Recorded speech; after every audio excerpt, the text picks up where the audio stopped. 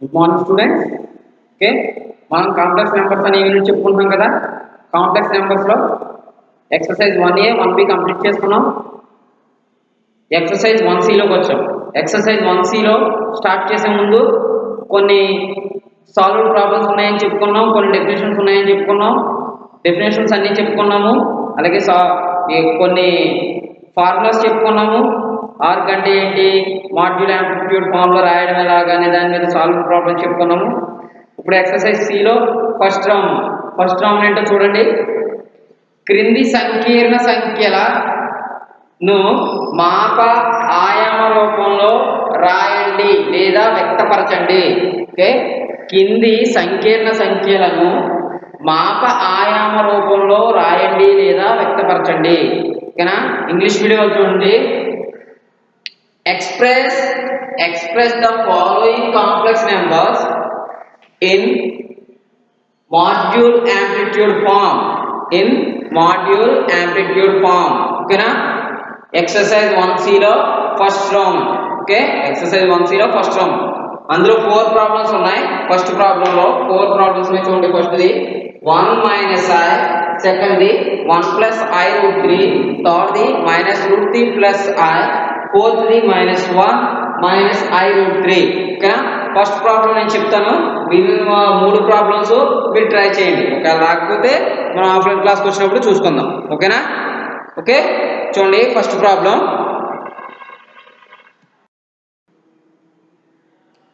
First problem 1 - i అండి. First problem అండి 1 - i complex number కదా. సొల్యూషన్ చూడండి. మన కాంప్లెక్స్ నెంబర్ని z అనే లెటర్తో చూపిస్తాం అనుకున్నాం. ఇప్పుడు z = 1 - i. మన కాంప్లెక్స్ నెంబర్ అంటే డెఫినేషన్ ప్రకారం దీన్ని ఏ విధంగా రాసుకోవచ్చు, xyలో చూసుకుంటే 1 - 1 ఈ విధంగా రాసుకోవచ్చు కదా. ఓకే, చూడండి 1 - 1 అనేది మనం ట్రిగ్నామెట్రీలో ఫస్ట్ ఇయర్లో చూసుకున్నట్లయితే ఏ కోఆర్డినేట్లో ఉంటుంది, ఏ పాదంలో ఉంటుందో చూడండి. మనం ఇది x యాక్సిస్, ఇది y యాక్సిస్, ఇటువైపు పాజిటివ్, ఇటువైపు నెగిటివ్, ఇటువైపు పాజిటివ్, ఇటువైపు నెగిటివ్ వాల్యూలు ఉంటాయి. x value positive value, y value negative value. అంటే ఏంటి, 1, -1 అనేది 1, -1 అనేది ఏ కోఆర్డినేట్లో ఉంటుంది, ఫోర్త్. ఇది మొదటి పాదం, ఇది రెండో పాదం, ఇది 3, ఇది 4. ఓకేనా, ఎన్నో పాదం ఉంటుంది, ఫోర్త్. ఓకేనా, 1 - 1 అంటే మనకి ఇచ్చినటువంటి కాంప్లెక్స్ నెంబర్ అనేది ఏ కోఆర్డినేట్లో ఉంటుంది, ఫోర్త్ కోఆర్డినేట్లో ఉంటుంది. ఓకేనా, చూడండి మన ఫోర్త్ కోఆర్డినేట్ గుర్తుపెట్టుకోండి. నెక్స్ట్ మనం ఏమి వ్యక్తపరచాలి, మాడ్యూల్ యాంప్లిట్యూడ్ ఫామ్. మనం ఫస్ట్ మాడ్యూల్ యాంప్లిట్యూడ్ ఫామ్.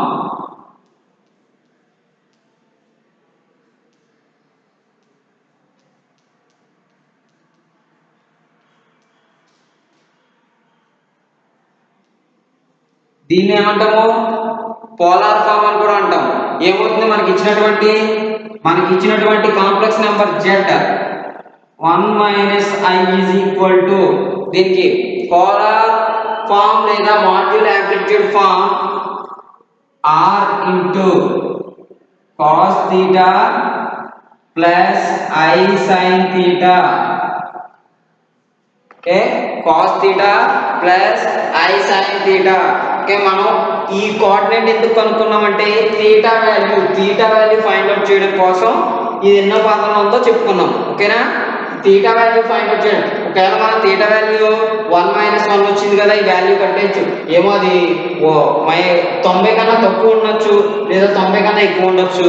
అందుకనే ఫోర్త్ కోఆర్డినేట్ అంటే 270 డిగ్రీస్కి ఎక్కువ, 360 డిగ్రీస్కి తక్కువ ఉండాలి. ఓకేనా, ఆ విధంగా చూసుకునే విధంగా మనం థీటా వాల్యూ ఫైండ్ అవుట్ చేయాలి. ఓకేనా, నెక్స్ట్ మనకి ఆర్కి ఒక ఫార్ములా చెప్పుకున్నాం. ఆర్కి ఓకే, జెడ్ అంటే ఇది తీసుకున్నాం కదా. జెడ్ మనకి ఇచ్చిన కాంప్లెక్స్ నెంబర్ z = 1 - i కదా. Okay, R value find out చేయడానికి ఆర్ = ఓకే, ఆర్ మనకి ఫోర్త్ కోఆర్డినేట్లో ఉంటుంది అనుకున్నాం. R is equal to root x square plus y square. x square అంటే 1 square plus y square అంటే x square అంటే 1 square plus y square అంటే minus 1 square root 1 square అంటే 1 minus 1 square అంటే 1 root 2. ఓకే, r వాల్యూ ఎంత root 2, r value root 2 వచ్చింది.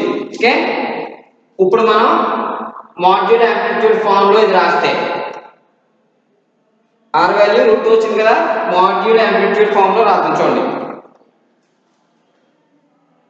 1 minus I is equal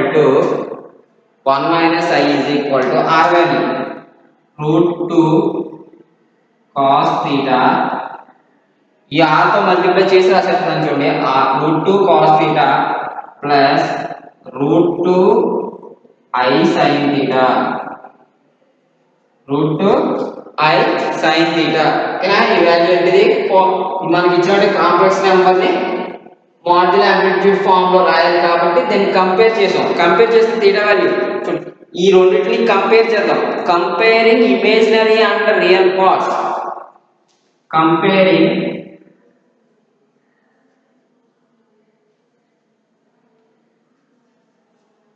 real and imaginary parts.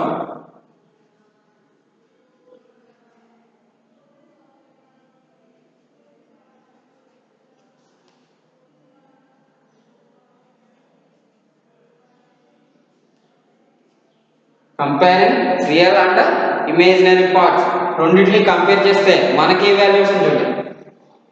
Route 2 cos theta is equal to root 2 cos theta is equal to 1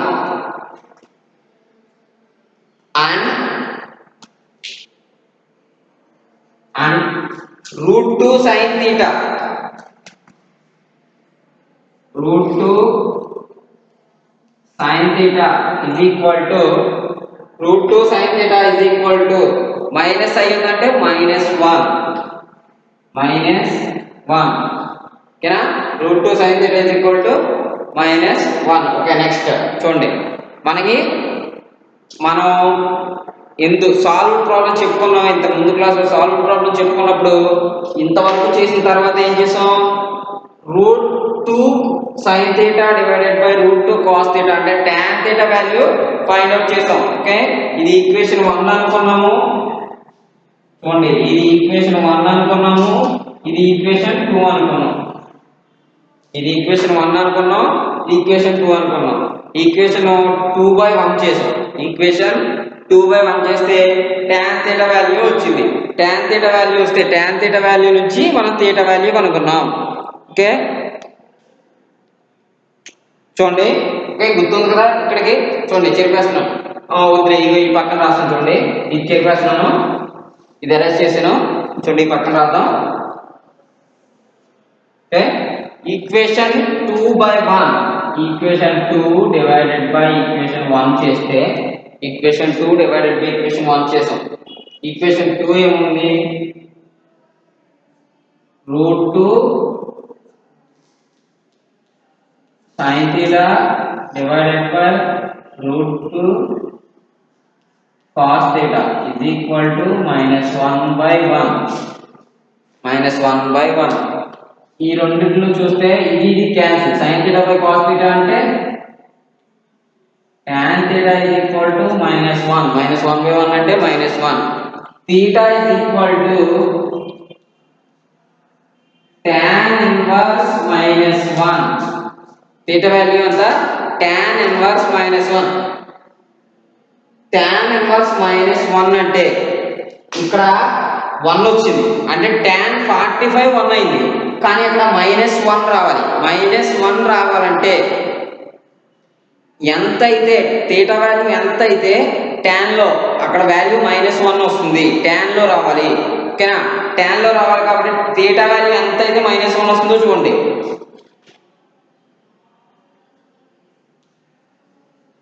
tan inverse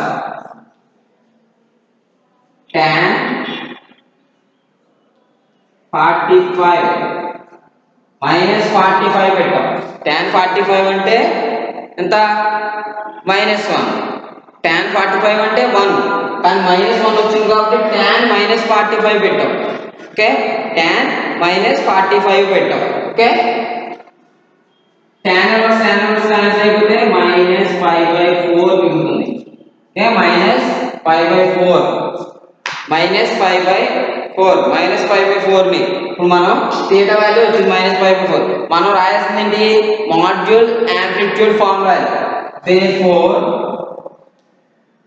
module amplitude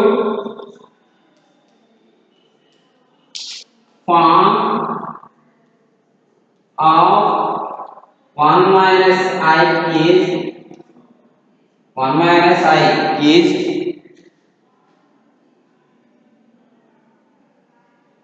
R value √2 cos theta value -π/4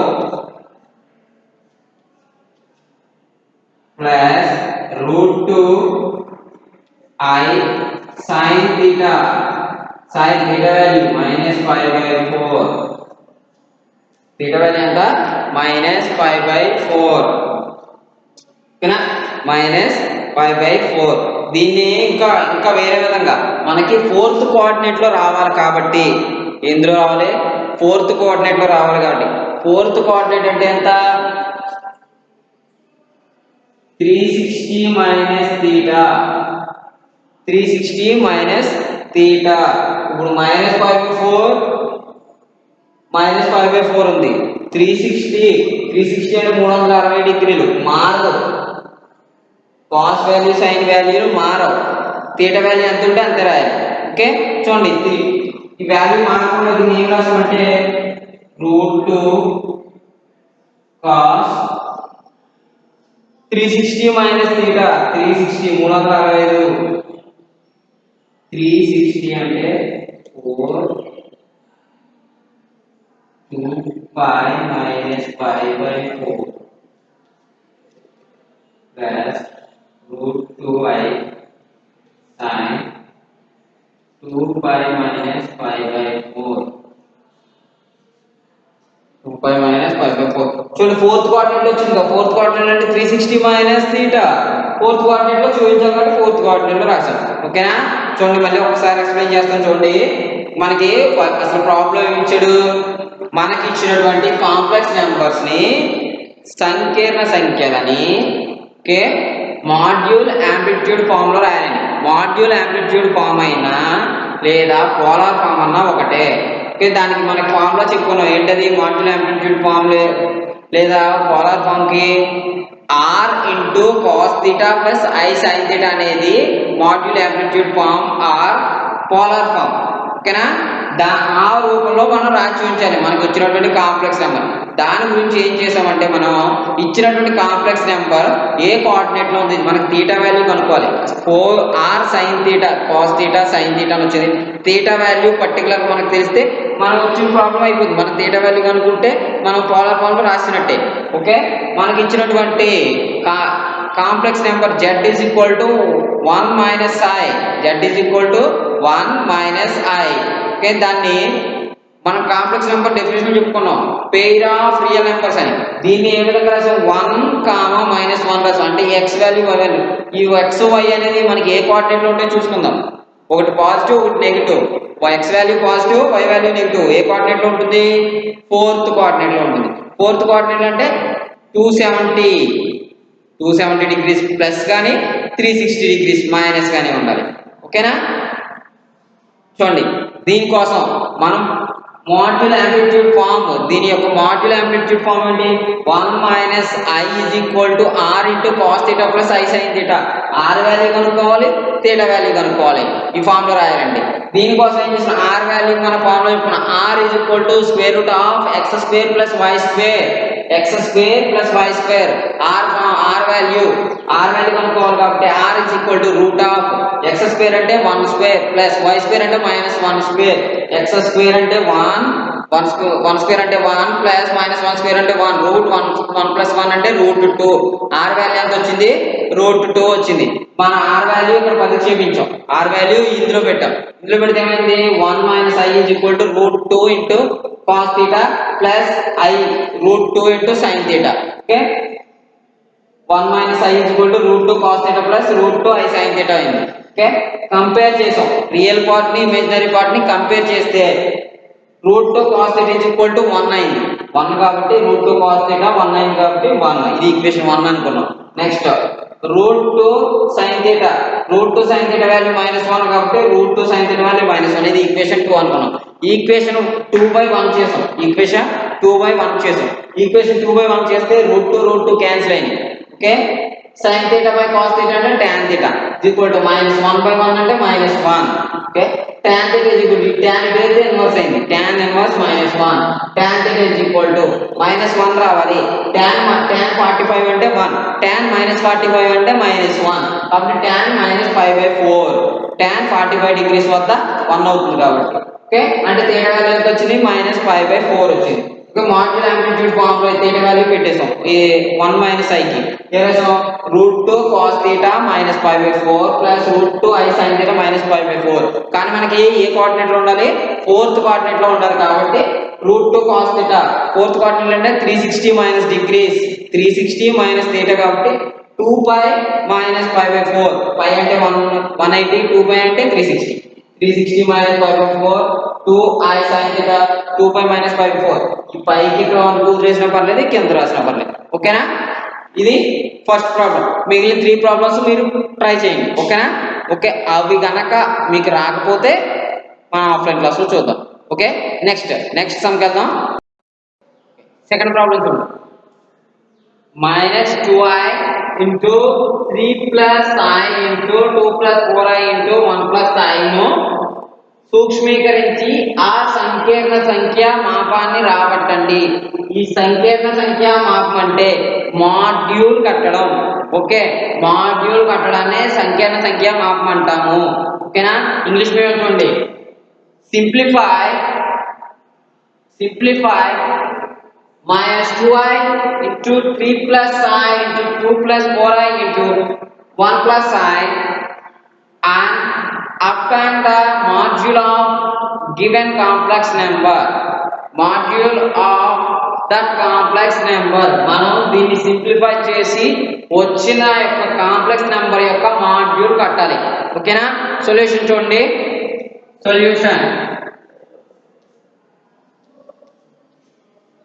solution చూడండి. ఇచ్చిన complex number 2i into 3 plus i into 2 plus 4i into 1 plus i. ఓకేనా? మనకి ఇచ్చిన complex number ఇది. Okay, 2i into చూడండి -2i into 3 -6i minus 2i plus i minus 2i square.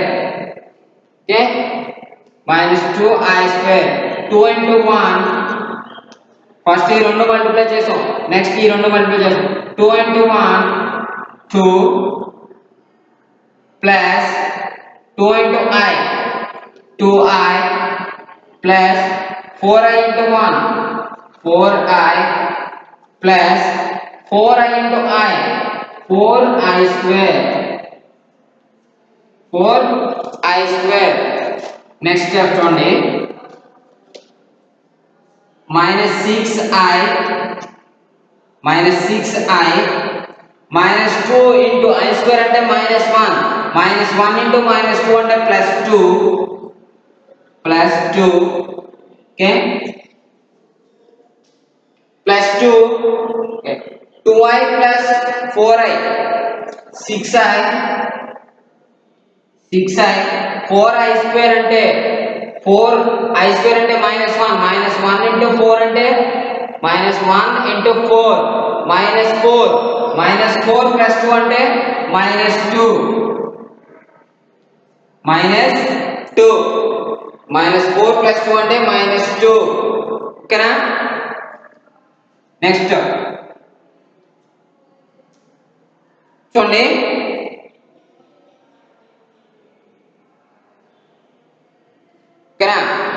ఈ విధంగా వచ్చింది. ఓకే,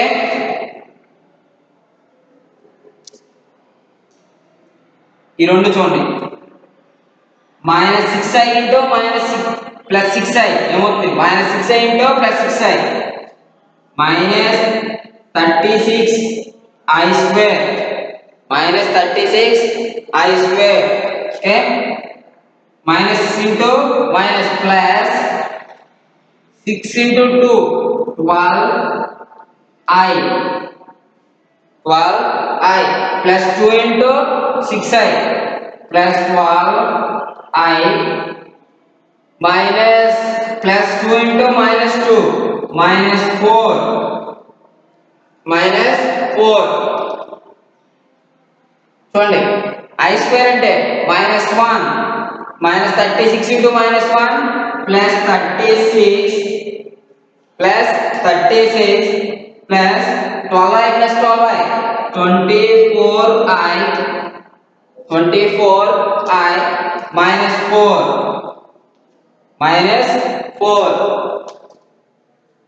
24i minus 4 అంటే చూడండి ప్లస్ 36 minus 4 ప్లస్ 4 తీసేస్తే 36 నుంచి 32 ప్లస్ 32 అంతేనా?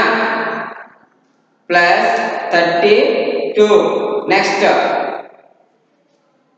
ఇది మనకి సింప్లిఫై చేస్తే వచ్చిన కాంప్లెక్స్ నెంబర్. సింప్లిఫై చేస్తే మనకు వచ్చిన కాంప్లెక్స్ నెంబర్ ఏంటి? 24i plus 32 24i plus 32 complex number ఇది. ఓకే, కాంప్లెక్స్ నెంబర్ మనం ఎలా రాస్తాం? 32 ప్లస్ 24i. ఓకే, ఇది మనకు వచ్చిన కాంప్లెక్స్ నెంబర్. నెక్స్ట్ మనం ఏం కనుక్కోవాలి? చూడండి, -2i into 3 plus i into 2 plus 4i into 1 plus i ను సూక్ష్మీకరించి ఆ సంకీర్ణ సంఖ్యా మాపాన్ని కనుక్కోండి. సూక్ష్మీకరించి అంటే సింప్లిఫై చేసి ఈ మొత్తాన్ని సింప్లిఫై చేసి వచ్చిన కాంప్లెక్స్ నెంబర్ యొక్క మాడ్యూల్ కట్టాలి, మాడ్యులస్ కట్టాలి. ఓకేనా? సంకీర్ణ సంఖ్యా మాపాన్ని కట్టాలి. Okay, module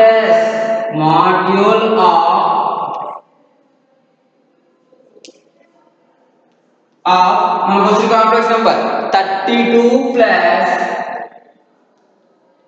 24i is equal to module 32 plus 24i module 32 plus 24i. Module అంటే రూట్ ఆఫ్, మాడ్యూల్ అంటే ఆర్ వాల్యూ. ఇది చెప్పుకున్నాం మనం, ఆర్ వాల్యూ కట్టడమే మాడ్యూల్ కట్టడం అని. Okay, root of 32 square plus 24 square 32 square plus 24 square 32 square value root over 32 square value. మనం ఇంతకుముందు ఒక సింపుల్గా చెప్పుకున్నాం. చూడండి, మనకి 32 స్క్వేర్ వాల్యూ తెలియదు, మనం మల్టిప్లై చేసుకుంటే చేసుకోవచ్చు, ఈజీ. లేదు మల్టిప్లికేషన్ రాదు అనుకుంటే యాడ్ చేసుకుని కూడా సింపుల్గా చెప్పొచ్చు అనుకున్నాం. ఎలాగా? 30 స్క్వేర్ అంటే 30 square is equal to 900. Okay, 30 square 900. 31 square 961. 31 square అంతా 961. 32 స్క్వేర్ ఎంతంటే 961 ప్లస్ 63 1024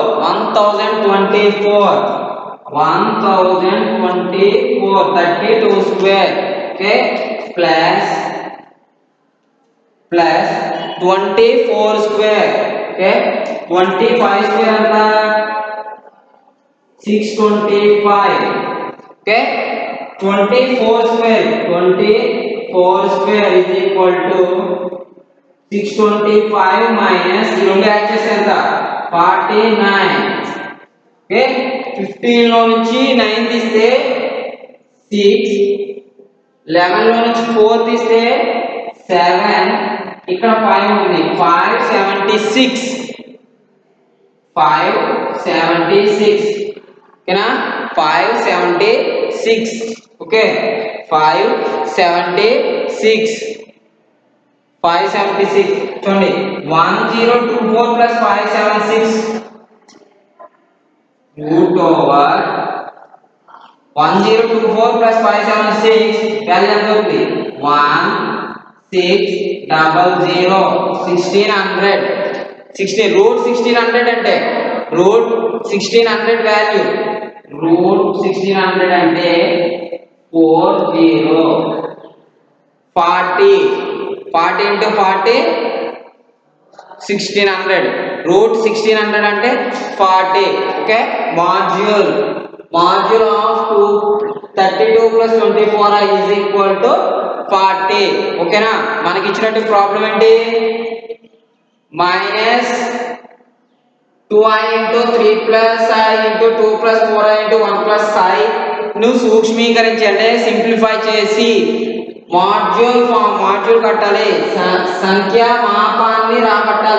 సంఖ్యా మాపాన్ని రాబట్టడం అంటే మాడ్యూల్ కట్టడం ఓకే సింప్లిఫై చేసాం 32 ప్లస్ 24 i వచ్చింది నెక్స్ట్ మాడ్యూల్ కడితే r వాల్యూ కట్టడం మాడ్యూల్ అంటే మాడ్యులస్ ఆఫ్ 32 ప్లస్ 24 అంటే 40 వచ్చింది ఓకేనా ఇక్కడికి సెకండ్ ప్రాబ్లం కంప్లీట్ అయిపోయింది ఓకే నెక్స్ట్ క్లాస్ లో థర్డ్ ప్రాబ్లం చెప్తాం ఓకే నెక్స్ట్ క్లాస్ లో ఏంటి third problem next class okay